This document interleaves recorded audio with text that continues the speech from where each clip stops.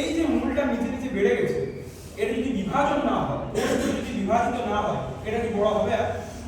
হবে না। কাণ্ডের কোষগুলো যদি বিভাজিত না হয়, তাহলে কি বড় হবে? হবে না।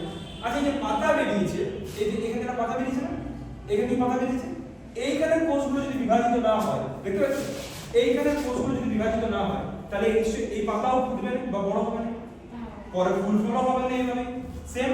তাহলে যে যে জায়গায় দেখা যায় সেই জায়গাগুলি আমাদের ভালো করে মনে রাখতে হবে। হ্যাঁ, প্রথমে লিখো অবস্থা, তাহলে ভালো করে দেখা করতে হবে এটা আমাদের, ঠিক আছে? লিখো অবস্থা।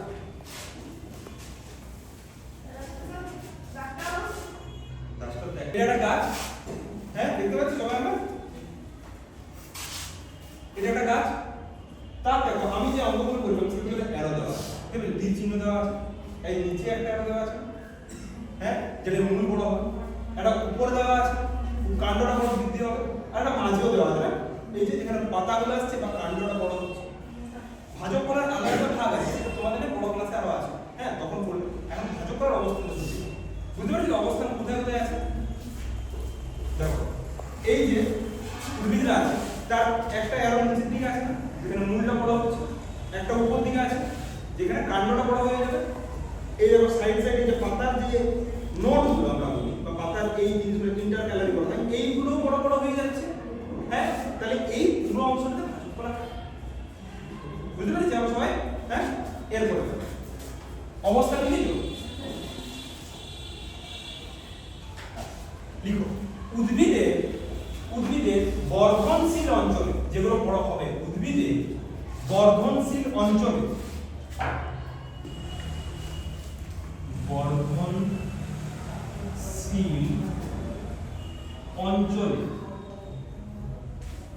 মানে কোথায় কোথায়, এবার আমরা ব্র্যাকেট দেব, একটা বন্ধনী দেব, কোথায় কোথায়? মূল ও কাণ্ডের অগ্রভাগে। প্রথমে লিখো এইটি করে এখানে ব্র্যাকেট দাও, লিখো মূল ও কাণ্ডের অগ্রভাগে,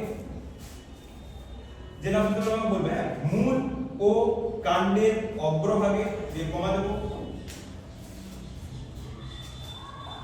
মূল ও এই একটা বল আর এই একটা বল, এমনি বল তো থাকে বলতে থাকে তো, তার এই গোল আর এই গোল, এই পর্ব আর এই পর্ব, এই অংশটাকে আমরা পর্ব বলতে পারি, ইন্টারমূল।